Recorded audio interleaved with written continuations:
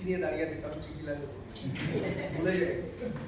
আচ্ছা, আমাদের এটা প্রথম মঞ্চায়ন কলকাতার সৃজনে। আমরা এই নাটকের আবহ যিনি তৈরি করেছেন সন্দীপ মুখার্জি, উনি আসেনি, তাই আমার উপর দায়িত্ব পড়েছিলেন। আর লাইভ বাবুদা, বাবু সরকার,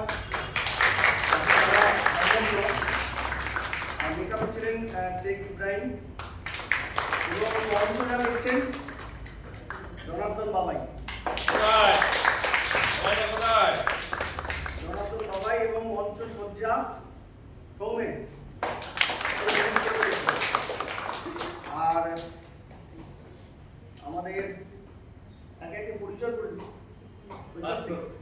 রতিন চেন্ডু, তৃষা, তরুণ, অজয় রায়, সৌমিক, মমিতা, সুব্রত বৈদ্য, প্রজয় ঘোষ, শ্রেয়া মাইতি।